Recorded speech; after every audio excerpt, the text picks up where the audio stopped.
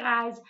For those of you who don't know me, my name is Miss Brumley. I am one of the counselors, and for those of you who do know me, I am no longer a business teacher. So if you need me at all this year, you can find me down here in the guidance office.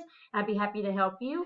I am making this video today to tell you about an opportunity that we're going to have here at Central for you to take the PSAT on October 13th.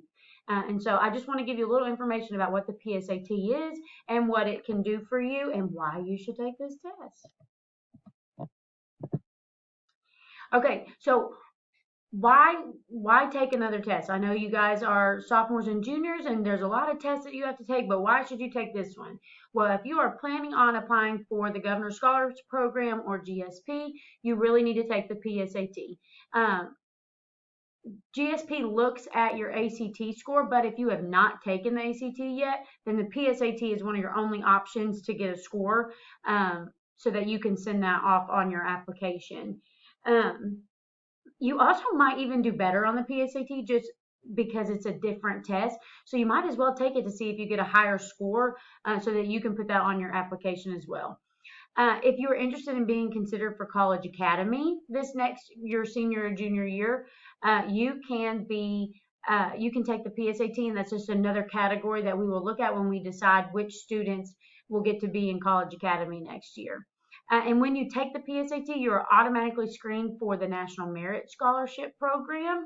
And so this is the only way you can get into that program is if you take the PSAT, but it does have a lot of opportunities through the National Merit Scholarship Program if you were accepted into it. And if you all wanted to, you could type this in on your phones and get a little bit more information on what the National Merit Scholarship Program is.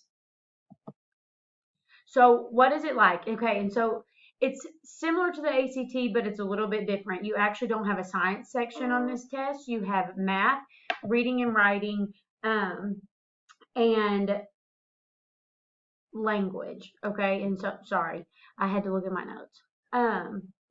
So all of these are going to be multiple choice, and you do not get penalized for wrong answers. So that is the same thing as the ACT. You might as well guess if you don't exactly know the answer, because you're not going to be penalized for your wrong answers. So it's all multiple choice with 3 different sections on it. And so these questions are going to be highly relevant to your future success because they're going to focus on the skills and knowledge at the heart of education, and they're going to measure what you've learned and what you need to succeed in college. I'm going to show you this really quick. If you go to this link here, you're going to be taken to the PSAT website, okay? And so on here, you have this whole side over here inside the test. And so if you look and you click on these different links, you're actually going to see some practice questions and what you can use to prepare for this exam. Okay, so how do I sign up? Well, the cost to sign up is $18. So this is extremely, it's a really cheap test. Okay, so $18 is not a ton. That's how much it costs. You're going to sign up down here in guidance, and you're going to have to pay the day that you sign up. So you can't just say, Ms. Brumley, I want to take this test, and I'm not going to sign you up for it until I have your money. I can take cash or check, but it needs to be exact. Okay, I'm not going to have change. And I need you to sign up by September the 10th. Okay, so those are just, take a picture of this screen if you need to. Keep all of these things in mind.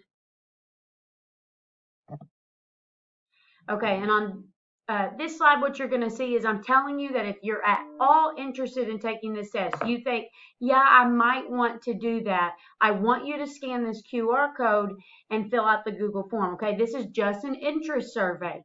You are not committed to taking this test until you come down here and pay for it. I just want to get a ballpark number of who might want to take this test. Okay, so you've got a bit.ly here if you'd rather put that into Safari or whatever internet browser you use, and then you have the QR code to fill out the same form. Okay, but if you even think remotely that you want to take this test, I want you to fill out this survey. Okay, and so I want to leave you with the thought that again, I know you have to take a lot of tests in the next few years, but when you take a test like this, it's only going to make you a better test taker in the end. Okay. So practice, practice, practice is never a bad thing. Even when you take the PSAT, it's preparing you to take the ACT because you're getting to work on your testing strategies. And also something cool about the PSAT is when you take it and it gives you your score report back, it sends back a detailed report that tells you what your strengths and weaknesses actually are so that we can focus in on those and kind of sharpen them up and work on those a little bit more. So again, if you're at all interested, I need you to fill out this Google form by August 19th. Okay. Now again, that does not mean that you are signed up for it. You are just telling me, yeah, I think I want to do it.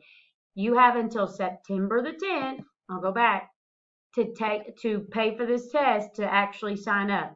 Okay. If you guys have any questions at all, I'm down here in guidance and I will be happy to help you out.